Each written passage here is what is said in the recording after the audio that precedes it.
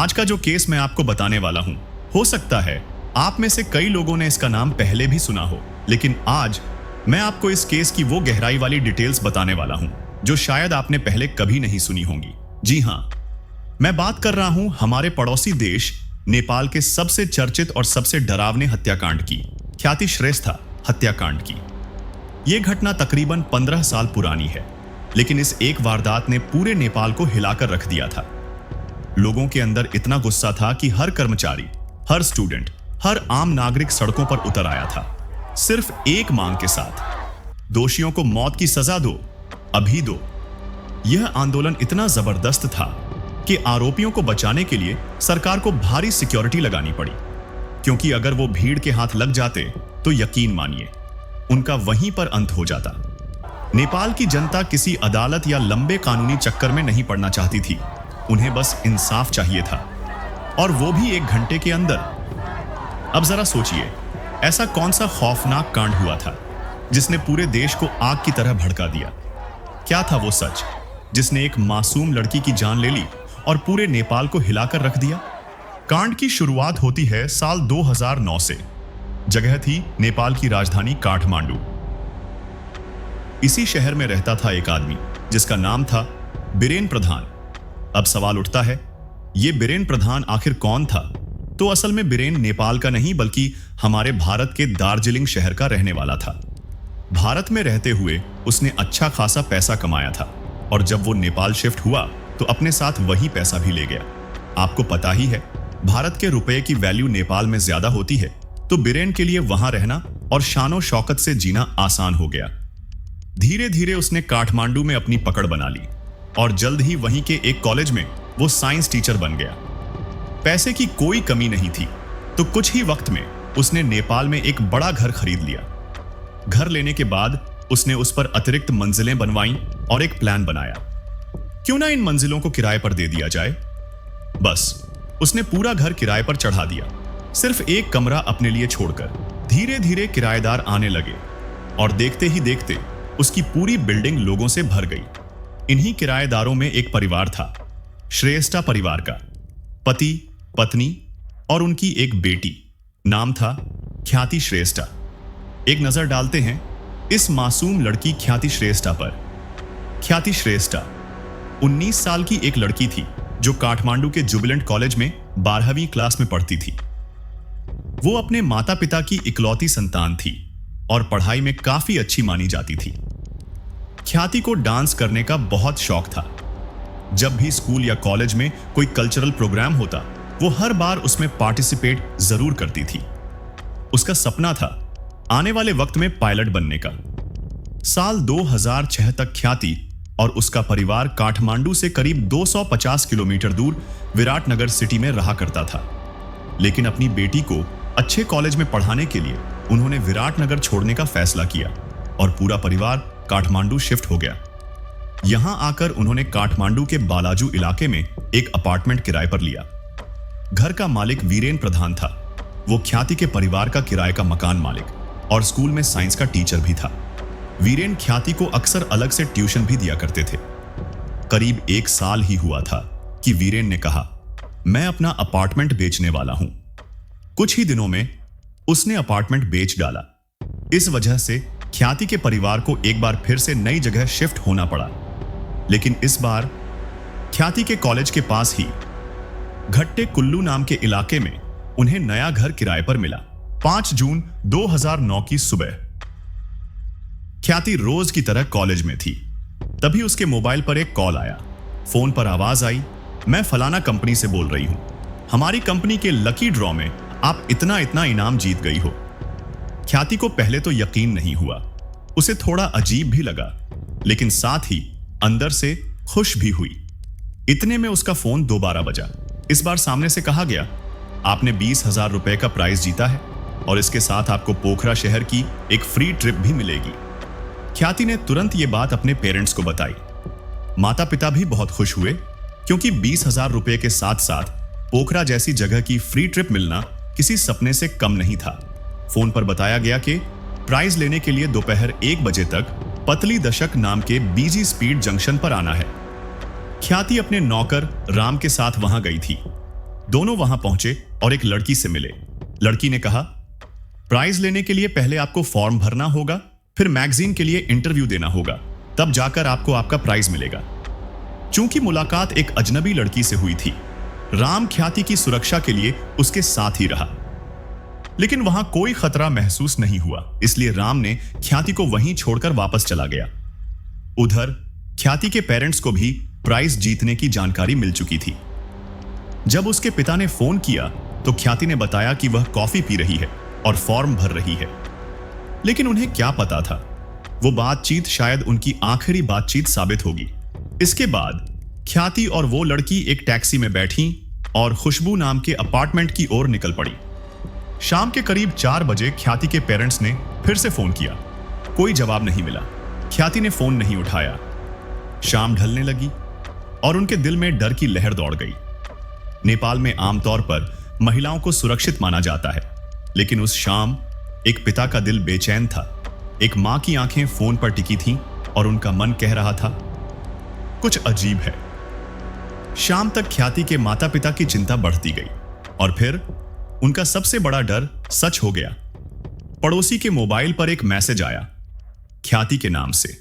उसमें लिखा था, ख्याति को किडनैप कर लिया गया है, उसकी रिहाई के लिए आपको 10 लाख रुपए देने होंगे। यदि पुलिस से कोई संपर्क किया गया तो ख्याति की जान को खतरा होगा। किडनैपर ने यह भी कहा कि वह नेपाल के तराई क्षेत्र के एक गैंग से है। यह क्षेत्र अपने अपराधियों और क्रिमिनल्स के लिए जाना जाता है। इस संदेश ने ख्याति के माता पिता गोपाल श्रेष्ठा और राधा श्रेष्ठा को पूरी तरह हक्का बक्का कर दिया।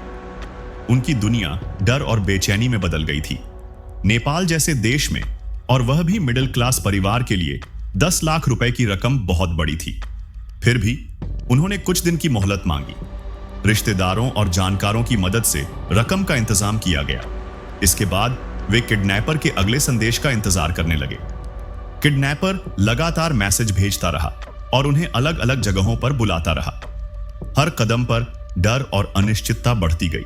एक बार तो ख्याति के चचेरे भाइयों को काठमांडू से लगभग 170 मील दूर भारत और नेपाल के बॉर्डर के पास स्नौली नामक शहर तक जाना पड़ा। यहां उन्हें फिरौती की रकम पहुंचाने के लिए भेजा गया था। इतनी दूर जाने के बाद भी बताए गए लोकेशन पर पहुंचने के बावजूद पैसे लेने कोई नहीं आया। दिल की धड़कनें तेज हो गईं। डर, बेचैनी और सन्नाटा, सब कुछ वहां था। इसके बाद ख्याति के परिवार को नेपाल के अलग अलग शहरों में, जैसे बुटवल, चितवन और यहां तक कि भारत के दार्जिलिंग में भी फिरौती की रकम पहुंचाने के लिए बुलाया गया। इसके बाद उन्हें भारत नेपाल बॉर्डर के करीब काकरभिट्टा नामक शहर में बुलाया गया था। यहां पहुंचने के लिए बस से लगभग 12 घंटे का लंबा सफर तय करना पड़ा। आपको बता दें, यह शहर भारत की खुली सीमा के ठीक सामने स्थित है। यहां से दोनों देशों के लोग बिना पासपोर्ट या किसी ऑफिसर की जांच के, बिना किसी रोक टोक के यात्रा कर सकते हैं। किडनैपिंग के 12वें दिन यानी 17 जून को ख्याति के पेरेंट्स फिरौती देने के लिए काकरभिट्टा पहुंचे। उनके साथ उनका घरेलू नौकर राम भी मौजूद था। पैसे देने से पहले वे उसी शहर में होटल में रुके।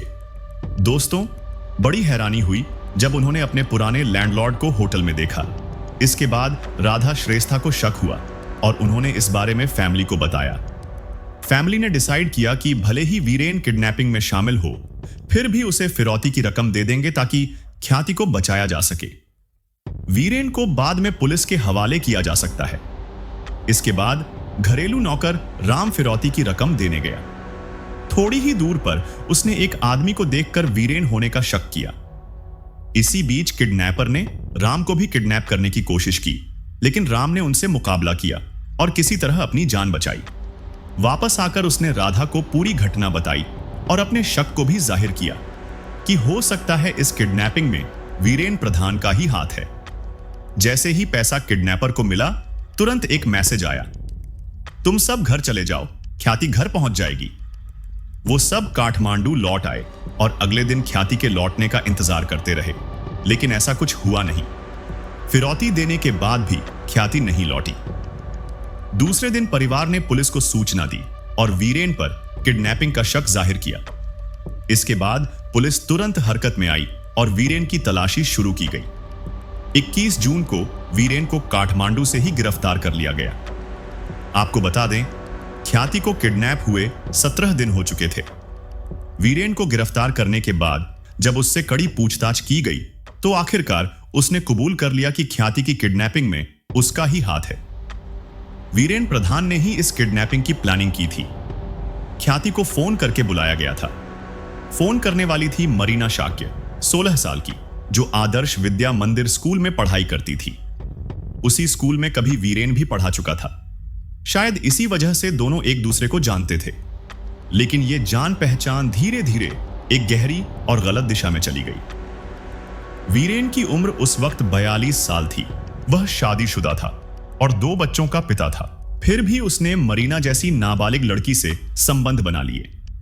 इन्हीं संबंधों का फायदा उठाकर उसने मरीना को एक गलत काम में शामिल कर लिया, ख्याति के अपहरण में। जैसा कि रिपोर्ट्स में सामने आया, मरीना ने ही ख्याति को फोन किया था। बहाना था एक इंटरव्यू। ख्याति को जरा भी अंदाजा नहीं था कि यह इंटरव्यू उसकी जिंदगी का आखिरी मोड़ साबित हो सकता है। उस दिन जब ख्याति वहां पहुंची और उसने वीरेन को देखा, उसका चेहरा सन्न रह गया। पर वीरेन और मरीना ने मुस्कुराकर उसे बैठाया, बातचीत शुरू की और थोड़ी देर बाद उसे एक ठंडी ड्रिंक ऑफर की। वो ड्रिंक जिसमें पहले से ही मिलाया जा चुका था नशीला पदार्थ। कुछ घूंट पीने के बाद ही ख्याति को चक्कर आने लगे। उसकी पलकों पर भारीपन उतर आया और कुछ ही मिनटों में ख्याति बेहोश होकर गिर गई।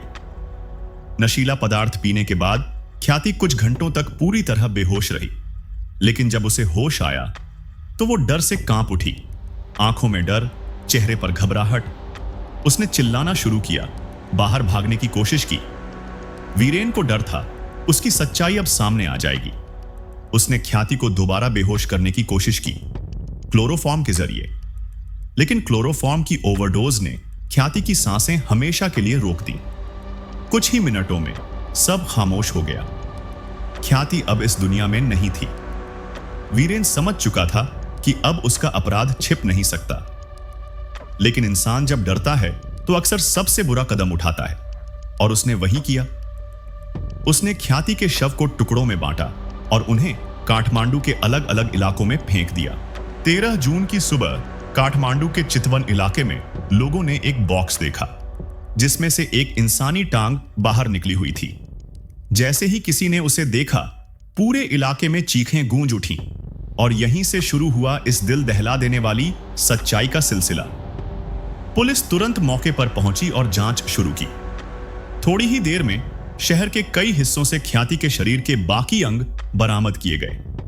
परिवार को बुलाया गया, डीएनए जांच हुई और यह साफ हो गया कि वो बॉडी पार्ट्स ख्याति के ही हैं।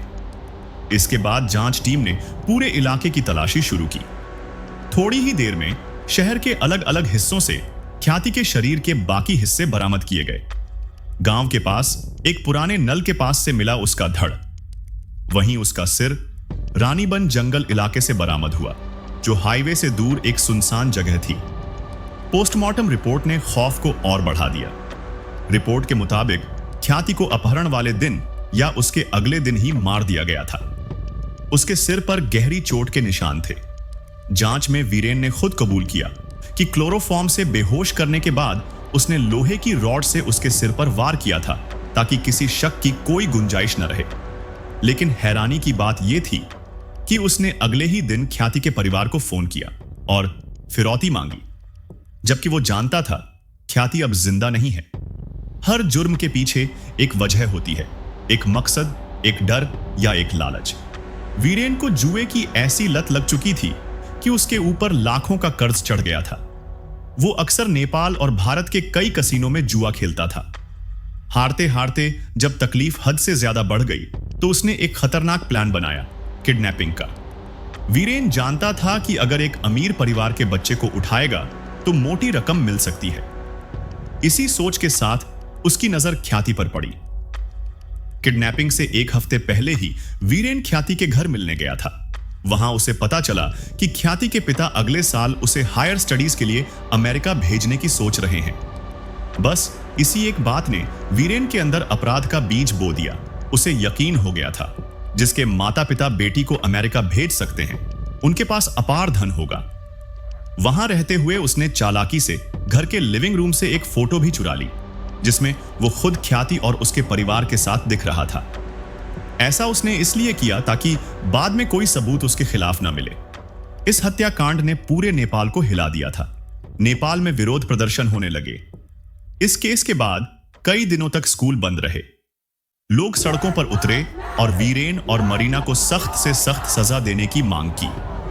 लेकिन उस वक्त नेपाल में फांसी की सजा नहीं दी जाती थी। फिर भी जनता के गुस्से और मामले की गंभीरता को देखते हुए कोर्ट ने इस केस की सुनवाई तेजी से पूरी की। बीरेन प्रधान के ऊपर फैसला आ चुका था। उसे 39 साल की गैर जमानती सजा सुनाई गई और इसके अलावा मरीना शाक्य को 20 साल की सजा भी सुनाई गई। लेकिन मरीना शाक्य आज भी कहती हैं कि उसका इसमें कोई रोल नहीं था, बल्कि उसके साथ जबरदस्ती हुई। यानी कि बीरेन ने उसे मजबूर किया था यह सब करने के लिए। उसे तो पता भी नहीं था कि वह यहां ख्याति के साथ क्या करने वाला है। लेकिन यहां अदालत ने उसकी कोई भी दलील नहीं मानी और उसकी सजा को बरकरार रखा। मरीना काफी समय तक जेल में रही और जेल में रहते हुए उसने अपनी पढ़ाई जारी रखी। मास्टर डिग्री भी कंप्लीट की। अच्छे व्यवहार के चलते मरीना को रिहा कर दिया गया। तो यह नेपाल के इतिहास की सबसे बेरहम और दुखद कहानी है। नेपाल के इतिहास में ख्याति श्रेष्ठा हत्याकांड एक ऐसा नाम है जिसे लोग शायद कभी भूल नहीं पाएंगे। अगर आपको हमारी ये वीडियो अच्छी लगी हो तो लाइक और शेयर जरूर करें। और ऐसी ही सच्ची मर्डर मिस्ट्रीज और क्राइम स्टोरीज सुनने के लिए चैनल को सब्सक्राइब करें और बेल आइकॉन जरूर दबाएं। मिलते हैं अगली वीडियो में एक और सच्ची कहानी के साथ।